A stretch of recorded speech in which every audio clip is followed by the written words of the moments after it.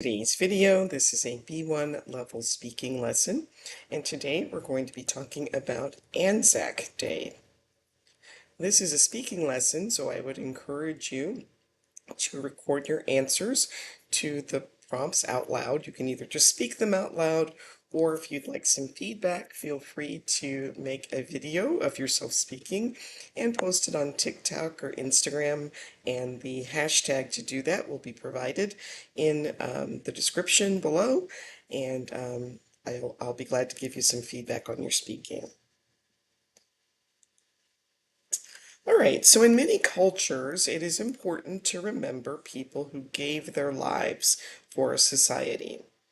So has your country participated in battles or wars? In your culture, do you remember the people who died in a battle or a war? Did you learn about a major battle or war when you were at school? And do you know anything about World War I, which is also known as the Great War? Now here's some vocabulary words that we'll need because we're going to read a text in the next few slides. So go ahead and pause the video, see if you can match these definitions with the words, and then restart when you're ready to check your answers.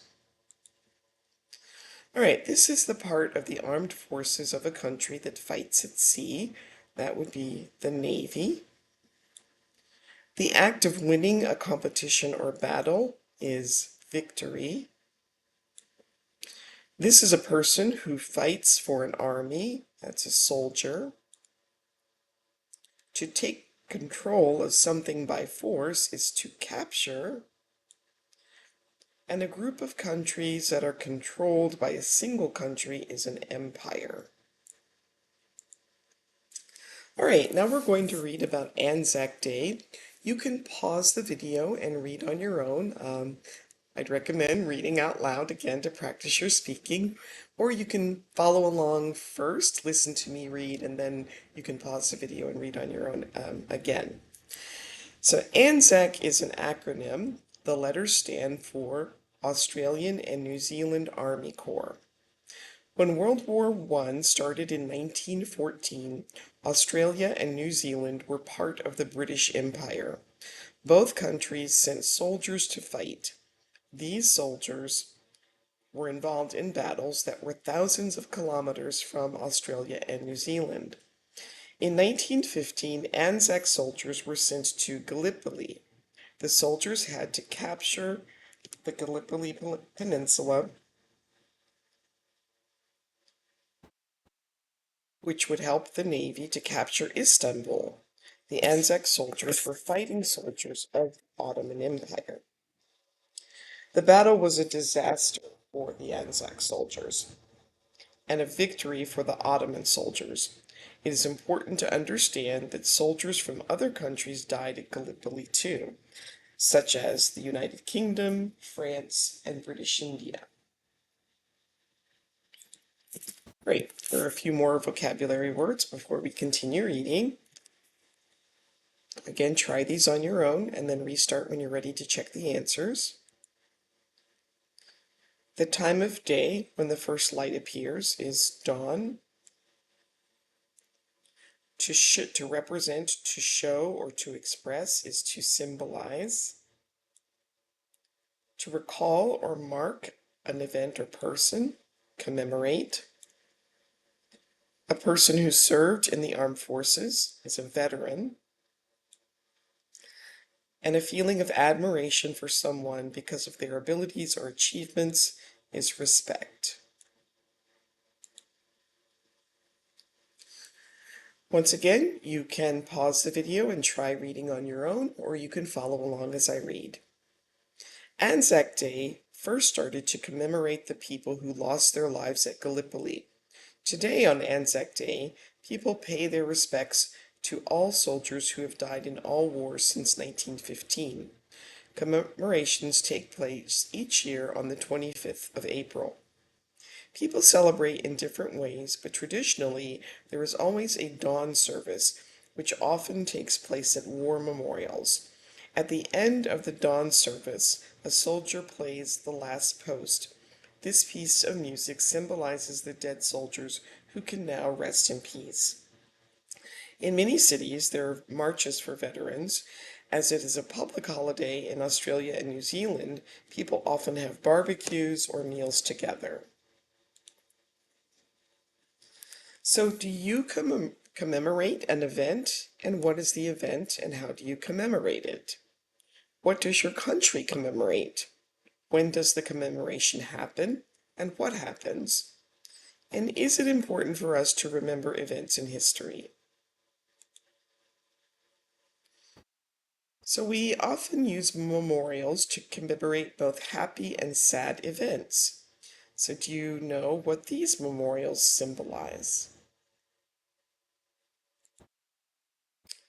Well, picture A is the Lincoln Memorial in Washington, D.C. in the United States, and it's to honor Abraham Lincoln, who was the 16th President of the United States. Picture B, this is the National September 11th Memorial in New York City to commemorate the attacks of September 11th, 2001. Picture C is a memorial to the murdered Jews of Europe in Berlin in memory of the Jewish victims of the Holocaust. And picture D is the Hiroshima Peace Memorial Park in Hiroshima, Japan, and it's dedicated to the memory of the city which suffered the world's first nuclear attack during World War II.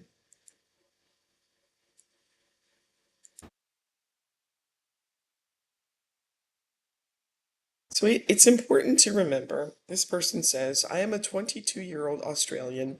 I believe that ANZAC Day is very important. I don't know much about war, but I do know that many people died to protect the values that are important to my country. I think that it is important that we never forget. ANZAC Day is a strange day. Australians and New Zealanders lost the Gallipoli battle. They did not win. Most countries celebrate the wars that they won. These countries have a public holiday for a battle that they lost. And not everyone believes that Anzac Day is a good thing. This person says, war is futile. Old people send young people into war, and it is the young people who die. It is always the same. Why should we remember that an entire generation of young people was killed by a bunch of politicians? This person says, I am against Anzac Day. Perhaps it was once a good thing. However, as an Australian, it makes me angry that today we send soldiers to wars that are not our problem. Why are we always fighting wars in other countries, yet never in Australia? Right here are a few more vocabulary words. So a country that cooperates with another for military reasons is an ally. To start, to bring something into existence, is to found. To acknowledge the existence of something is to recognize. And great bravery and courage is heroism.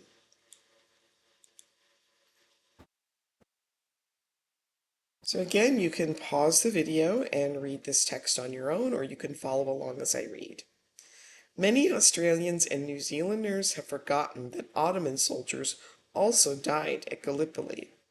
Although the Ottomans won the Battle of Gallipoli, it is estimated that 250,000 Ottoman soldiers died. Gallipoli is remembered as a terrible loss for the British Empire and its allies, yet it was an important victory for the Ottomans. Today, the Ottoman Empire does not exist. In 1923, the modern country of Turkey was founded. Turkey is now an ally of Australia and New Zealand. In 1985, the Turkish government officially recognized the name Anzac Cove in the Gallipoli Peninsula, where the Anzac soldiers landed in 1915. In return, the Australian government built the Kemal Ataturk Memorial in Canberra. The memorial commemorates the heroism of the Ottoman soldiers who died at Gallipoli. So, what do you think about the Australian memorial to its former enemies? Do you think that war memorials are a good idea? And do you think you are patriotic? Are you proud of your country and its achievements? And why is it important for humans to remember? So the red poppy is a symbol of the soldiers who have died in wars. In World War I, there were many battles in the fields of northern France and Belgium. The red poppy grew in these fields.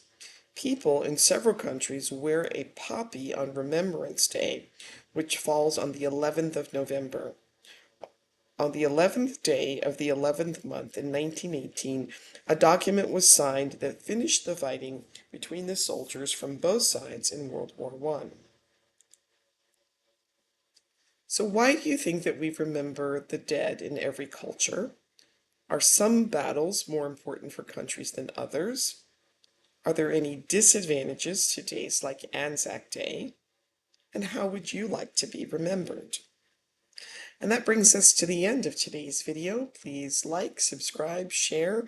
Remember to practice the speaking prompts out loud and to record yourself and post those videos if you would like some feedback on your speaking. Thanks for watching, and I'll see you next time. Bye.